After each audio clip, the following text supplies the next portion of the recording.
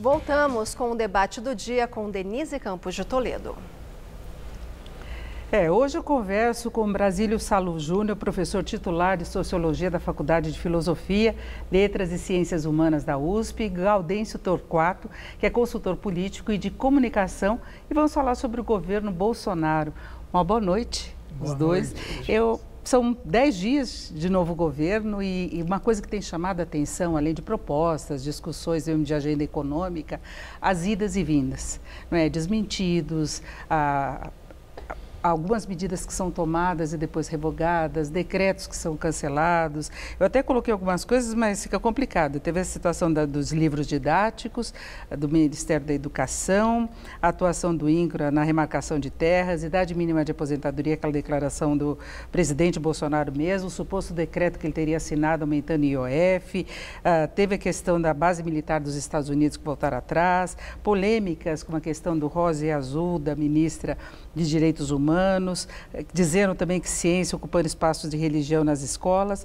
Primeiro, Brasílio, a sua avaliação sobre essa situação. É normal tudo isso num governo que está estreando, que era de um partido sem muita experiência, ou está além do que se esperava? Não, olha, eu acho que está um pouquinho além do que se esperava, embora seja explicável porque é um governo que é composto de vários setores bem diferentes, né?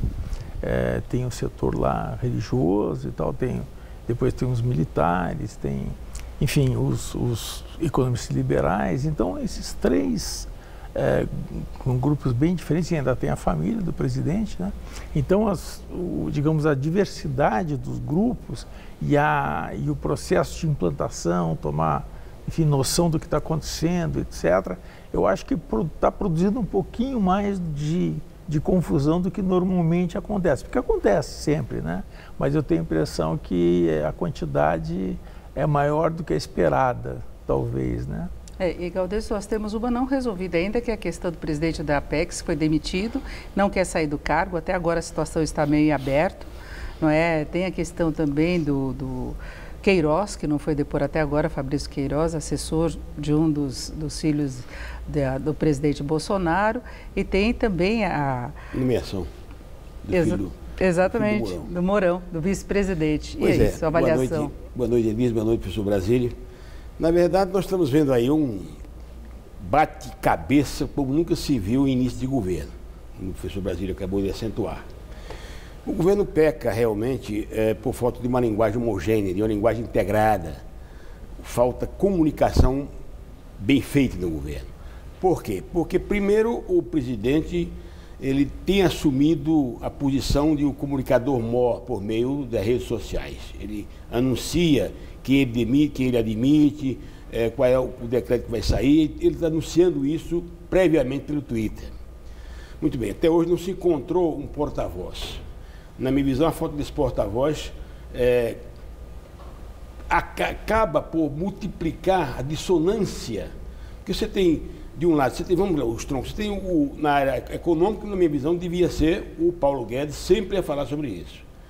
Na área da imagem do Brasil no exterior, claro, o ministro Ernesto Araújo. Ocorre que sobre o ministro Ernesto Araújo já paira uma série de dúvidas, né, em função das posições muito conservadoras dele. Por exemplo, esse rapaz que não admite ser demitido lá na Apex, o Alex Carreiro, ele, por exemplo, não tinha nenhuma experiência na área do comércio exterior, nem sabe falar inglês, enfim. E agora que se viu essa situação, por que não viram isso antes, Denise? Você vai nomear uma pessoa para um cargo importante como a Apex. Primeiro, eu achava que a Apex deveria ir para a área do Guedes. Já foi uma disputa anterior à escolha, continuou, né? Lá com as relações exteriores. Então, na minha visão, está faltando hoje uma coordenação comunicativa, alguém que possa realmente falar pelo governo. Nós estamos vendo fontes múltiplas e a dissonância aumentando. Agora, paira sobre o vice-presidente da República, tem uma dúvida, né? Que realmente ele vinha se comportando com muito bom senso, até com elogios da própria mídia sobre o bom senso do general Mourão. E de repente acontece essa nomeação lá para assessor especial lá do presidente do Banco do Brasil, E ele diz que realmente o filho dele tem qualidades, etc e tal. Ok, mas a polêmica continua. Quem defendeu a posição de técnicos especializados para as áreas, quem defendeu uma visão contra o nepotismo, o próprio Bolsonaro. E essas coisas estão acontecendo no início do governo. Então, evidentemente, a população está dando aí uma espécie de tempo para que essas coisas se resolvam. Na verdade, nós temos aí 100 dias, 120 dias de uma lua de mel. As coisas não podem continuar erradas mais na frente. Então, na verdade, precisa se corrigir de um jeito mesmo. Agora, professor Brasílio, tem um apoio popular muito grande, né, uma torcida muito grande, a gente vê uma reação muito favorável de mercado financeiro, não é? Então há uma confiança, especialmente no que se pode ter em termos de gestão da economia, com a equipe de Paulo Guedes, também na área da justiça e segurança com o Sérgio Moro. O senhor acha que sustenta? Olha, eu acho que ele, para resolver essas questões, essas rusgas e dissonância ministerial que está havendo, eu acho que ele não tem tanto tempo assim, porque na hora que o Congresso toma posse, todas essas disputas, elas repercutem imediatamente no plano parlamentar, e aí, vamos dizer assim, não é mais possível apenas desmentir, etc., e resolver rapidamente a situação, porque as coisas impactam, digamos, na discussão legislativa, etc. Então, eu tenho a impressão que ele tem pouco tempo para, pelo menos, arrumar a casa, né? Para entrar, digamos, em fevereiro com a casa relativamente arrumada, o que não é fácil, dada aquela diferença, aquelas divergências de natureza de grupos que compõem o governo. Mas eu tenho a impressão que eu acho que, claro que todo governo tem 90, 100 dias e tal de lua de mel, mas é preciso que saiba o que o noivo quer, né? Porque agora não se sabe bem o que o noivo quer, dada a confusão que está havendo. E eles estão colocando muito da responsabilidade por tudo isso que está acontecendo, essa confusão de informação, esses desmentidos, na imprensa. É uma prática normal dos filhos dele, do próprio Bolsonaro, que é a imprensa que está criando essas notícias, mas os problemas estão acontecendo, tanto que eles estão voltando atrás. Agora, em relação ao Congresso, como o professor tinha colocado, pode afetar de fato, e aí eu já queria a sua avaliação em relação ao apoio de Rodrigo Maia, continuando à frente da presidência da Câmara. O governo inicialmente disse que não iria se intrometer nessa questão. Claro, se intrometer já está se intrometendo. Nós sabemos que é evidente que o PSL, por exemplo, com seus 53 parlamentares, já deu apoio ao Rodrigo Maia. Né? Vai ser muito difícil o Rodrigo ser derrotado nessa contenda, vamos dizer assim. Tem 8 partidos dando apoio para ele. Né?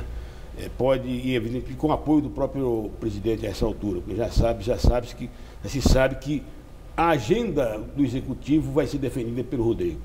A questão mais complicada é com o Senado, porque nós sabemos que o senador Renan e seu filho, enfim, PMDB, eles não foram aliados do presidente Bolsonaro na campanha, né, eram eleitores do Fernando Haddad, e a essa altura o Renan está, digamos, com o voto secreto garantido pelo Toffoli ontem, estaria realmente aí nadando de braçada, como se diz. Os políticos que não querem passar para a sociedade que estão apoiando, pois é. Agora tem essa cobertura. Né? Veja bem, todo governante tem muita força no início, tem muita força. Então, se o presidente realmente quer resolver o abacaxi central, que na minha visão é a reforma da Previdência, ele ia rapidamente ver quais são os protagonistas que têm condições de ganhar essas eleições, apoiá-los e já colocar na agenda nos próximos dias, por exemplo, a reforma da Previdência. Na minha visão, o eixo central hoje é a reforma da Previdência. O problema, eu concordo plenamente, o problema é que ainda hoje não se sabe bem que reforma é esta que vai ser apresentada. Hoje mesmo, hoje mesmo os jornais estão discutindo as modalidades de capitalização que seriam introduzidas. Aí será que dá para introduzir capitalização num projeto que já está andando e que não tem essa medida? Né? Não é bem uma emenda, né? Porque é um assunto diferente. É uma proposta adicional. Né? É uma proposta adicional. O relator do projeto está dizendo que não dá. Então, vamos dizer assim, eu acho que nós temos até janeiro porque essas coisas se arrumem um pouco, porque depois tem que se apresentar. A posição do secretário da Previdência, conversei com ele recentemente, eu tenho o relator da reforma trabalhista, ex-deputado Rogério Marinho, do Rio Grande do Norte. A posição dele é muito clara, ele diz, olha, vamos aproveitar o que já existe, o que já foi aprovado na comissão especial, na Câmara, para a gente adiantar isso aí. Nós não podemos começar do zero, já tem uma coisa muito adiantada. Aí surge a proposta do Paulo Guedes, que é o de capitalização. Eu acho que esse é o problema, o choque entre as duas posições, né? A de contribuição, entendeu? Como existe, como é hoje, e a de capitalização, onde o trabalhador vai tentar pagar por sua aposentadoria futura. Exatamente. Ainda é um sistema que... Que regra de transição vai haver? Quer dizer, na verdade... O financiamento do estoque de trabalhadores que não vão entrar no novo sistema, né? Primeiro, o financiamento do estoque. Segundo, mostrou-se no Chile que o desemprego atinge também quem capitaliza, né? Chega no final do período de capitalização, aquele que capitaliza não tem dinheiro para aposentar. Por quê? Porque ele ficou 2, 3 meses ou 4 meses aposentado e isso reduzia a sua contribuição. Né? Até para os nossos telespectadores conseguirem entender, na capitalização o trabalhador vai contribuindo, o dinheiro é aplicado e ele recebe benefício compatível, diferente do que acontece agora, que a massa de trabalhadores vai bancando quem vai se aposentando. Isso. Então é daí que tem um descasamento, que tem esse rombo imenso, porque os benefícios estão sendo pagos por um tempo maior, porque as pessoas estão vivendo mais. Agora, se tiver de começar do zero, vocês veem condição política de o governo conseguir um resultado relativamente rápido, porque essa lua de mel, até com o mercado financeiro, depende muito da confirmação dessa expectativa. Olha, né? Como eu disse há pouco tempo, o governo tem muita força no seu início, mas começar do zero é complicado, porque pelo que já se percebe, o tempo maior, vamos dizer, essa reforma seria mais dura do que o próprio projeto na área do Michel Temer, lá atrás, pelo que se leu hoje. Então vai ser muito difícil, na minha visão, passar um projeto que seja mais duro para o futuro aposentado, muito mais duro. Então, tem a impressão que eu acho que a base será a que está lá já aprovada, na minha visão. Tenho até a impressão que essa posição de uma reforma mais dura é um balão de ensaio para que as pessoas, puxa vida, então, já que essa não dá para passar, essa é muito dura, vamos aprovar essa daqui. Talvez reduza um pouco, porque demorou 2 anos para ser aprovado, né? Quer dizer, o Temer apresentou isso há 2 anos atrás, então talvez em função disso se reduza um pouco amadureceu mais a ideia de que é preciso essa reforma da Previdência. Agora, antes da eleição, se discutia muito a capacidade de o presidente Bolsonaro ter uma base de apoio, até porque o partido dele era pequeno, muita gente se elegeu exatamente por apoiá-lo, então foi na carona da popularidade dele. Hoje, há condições dele formar uma base que garanta essa agenda de fato, porque ele não quer recorrer àqueles velhos mecanismos de trocar cargos, de fazer compensações. É o discurso. Nós estamos vendo que o presidencialismo de coalizão começa a funcionar agora. Ele fez uma primeira nomeada, né? Viu uma nomeação aí dos quadros técnicos do Ministério, com pouca intervenção dos partidos, mas na minha visão, agora começa a real política, a política verdadeira, onde o tomará da cá vai começar a existir. Ou seja, não tem como. Não dá para escapar disso. Vai ter que dar cargo no governo. O próprio anúncio do ministro da Casa Civil de que ia despetizar o governo, né? Demitindo várias pessoas, já demitiu, né? 300 e tantos na área dele, não sei quantos em outras áreas, também é uma ocasião para negociar com os partidos. Porque não existe outra maneira, o Congresso todo está organizado em funções de partido. São lideranças partidárias, quem fala pelo partido, quem não fala. Então, todas as comissões são organizadas partidariamente. Então, a estrutura do Congresso exige negociação com o partido. Não dá para dizer que não vou brincar mais disso, né? A não ser que mude completamente a estrutura do Congresso. E a oposição consegue se articular?